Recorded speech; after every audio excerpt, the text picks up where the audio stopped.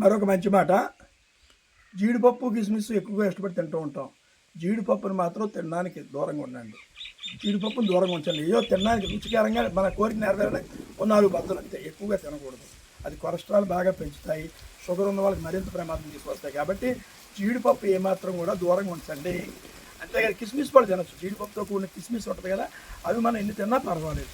కాబట్టి జీడిపప్పును దూరంగా ఉంచుతాం, కిస్మిస్ పళ్ళు ఆస్వాదిద్దాం. మరి అలాగే పెద్ద పెద్ద సారోటస్కి వెళ్తాం. మా ఫ్రెండ్ ఆ హోటల్కి వెళ్ళాడు, ఈ ఫ్రెండ్ ఈ హోటల్కి వెళ్ళాడు, మనం కూడా వెళ్ళకపోతే ఎలాగని చెప్పేసి మనకు హోదాను చూపించుకొని పెద్ద పెద్ద స్టార్ హోటల్స్కి వెళ్తాం. పెద్ద స్టార్ హోటల్స్కి వెళ్ళడం వల్ల అక్కడ ఏమేమి కలిసిపోతున్నాయో, ఏమి రకరకాలుగా న్యూసెన్స్గా ఏముంటుందో మనకు తెలియదు. అద్దాలు కనబడతాయి, తలుపులు కనబడతాయి, షోకేసులు కనబడతాయి, చూడడానికి సీట్లు సోఫాలు కనబడతాయి. అక్కడ లోపల ఏం జరుగుతుందో మనం ఎవరు చెప్పలేము. ఏమి కలుషితం అవుతున్నాయో, ఏమి నిల్వ పదార్థాలు మనకు తెలియదు. చిన్న హోటల్కి, రోడ్డు పక్కన హోటల్కి వెళ్ళండి. రోడ్డు పక్క చిన్న హోటల్ ఉంటుంది పాక, అక్కడ ఎంతో శుభ్రంగా ఉంచుతారు. ఇంచేతంటే మన అందరికీ కనిపిస్తుంది, మన అందరికీ కనిపించే స్థలం కాబట్టి వాళ్ళు కూడా భయపడతారు. అమ్మ 10 సార్లు కష్టపడి రావాలి, ఇక్కడ శుభ్రంగా లేకపోతే తిడతారు, వాళ్ళు రారు, మళ్ళీ బ్యాట్ చేస్తారని భయంతో చిన్నవాళ్ళు ఎప్పుడు అభివృద్ధి కోసం వాళ్ళు శుభ్రత చేసి, ముగ్గులెట్టి, చక్కగా పాత్రలు బాగా కడిగి మంచి మంచి వేడి ఆహారం మనకు అందిస్తారు. ఇది కూడా నా అనుభవమే. చాలా సాధ్యమైనంత వరకు రోడ్డు ప్రక్కన శుచి శుభ్రత ఉన్న హోటల్, చిన్న హోటల్స్కే వెళదాం. మనం ఆరోగ్యాన్ని పొందవచ్చు, తద్వారా వాళ్ళకి ఆర్థిక సహాయం అందుతుంది మన ద్వారా. అది కూడా పుణ్యమే, కనబడిన సేవ. పేదవాడి దగ్గర కొంటే పుణ్యం, పేదవాడి దగ్గర హోటల్కి వెళ్ళి తింటే పుణ్యం. కొన్ని చోట్ల చూడండి, ఎర్రవారం కానీ, దివాన్ చెరువుదారి కానీ చాలా చోట్ల ఉంటాయి ఇలాగా. అక్కడక్కడ చిన్న చిన్న హోటల్స్, ఆడావిడి ముసలావిడి లేకపోతే ఒక పేదవాడు పెట్టి అమ్ముతూ ఉంటారు. కాళ్ళు కూడా అవుతాయి.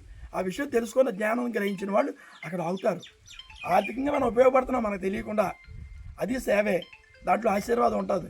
కానీ చిన్న రూమ్ మూలాన్ని, చిన్న పాకో చిన్న పెంకుటిల్లో మూలాన్ని వాళ్ళు శుభ్రం చేసి చక్కటి జ్ఞానంతో, ఎంతో జ్ఞానవంతులుగా ఉంటారు వాళ్ళు చిన్నవాళ్ళు. ఎప్పుడు శుభ్రం చేసి పాత్రలు బాగా కడిగి వేడివేడిగా మనకు వండి పెడతారు, ఆప్యాయతగా పెడతారు. కాబట్టి చిన్న హోటల్స్కే వెళదాం. మన దగ్గర ఎంత డబ్బు ఉన్నా, ఎంత హోదా ఉన్నా, కారులో పెద్ద పెద్ద కారులో వెళ్ళినప్పటికీ చిన్న చిన్న హోటల్స్ దగ్గర ఆగుదాం. మనం ఆరోగ్యాన్ని పొందే ఆహారాన్ని తీసుకుందాం, వాళ్ళకి ఆర్థికంగా సహకరిద్దాం. పెద్ద హోటల్కి వెళ్తామండి, 2000 రూపాయలు అవుతుందండి. చిన్న హోటల్కి వెళ్ళి అదే తిండి 200 రూపాయలు అవుతుంది. ఒక 50 రూపాయలు ఎక్స్ట్రా ఇవ్వండి. నేను అలా చేస్తుంటాను. 200 రూపాయలు బిల్లు అయిందనుకో, 250 రూపాయలు ఇస్తాను. అక్కడ టిప్ తీసుకోవడానికి ఎవరు ఉండరు, ఓనరే. ఇవ్వండి, తప్పే ఉంది. ఆహా, చాలా సంతోషపడి ఉంచండి అంటాం. ఇదే హోటల్, స్టార్ హోటల్కి వెళ్తే 2000 3000 అవుతుంది కదా, ఇక్కడ అంతా కలిపితే 400 అవ్వలేదు, 100 రూపాయలు ఎక్స్ట్రా అయితే నష్టం ఏంటి, మనకే లాభం మిగిలింది. పెద్ద హోటల్కి వెళ్ళకుండా మనకి లాభం మిగిలింది. అలాగే వాడికి మన వల్ల 100 రూపాయలు లాభించింది.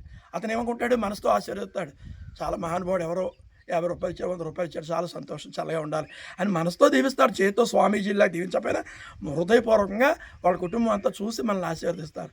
అటువంటి పనులు మనం చేద్దాం. అది కనబడిన వైబ్రేషన్, శక్తి. మనం శక్తివంతులు అవుతాం వాళ్ళ ఆశీర్వాదంతో. కాబట్టి చిన్న చిన్న వ్యాపారస్తులకి మనం సహకరించాలి. ప్రతి విషయంలోనూ చిన్న వ్యాపారస్తులు మనం సహకరిస్తే సేవ రూపంలో మనకి అది రిటర్న్ వస్తుంది, ఆశీర్వాద రూపంలో. ఆశీర్వాదం ఎన్నో ఉపయోగాలు కలుగుతాయి మనకి. కాబట్టి ఈ చిట్కాను కూడా పాటించే ప్రయత్నం చేద్దాం. సర్వే జనా సుఖినో భవంతు. ఆంధ్ర శబరిమలై. స్వామి ఏ శరణమయ్యప్ప.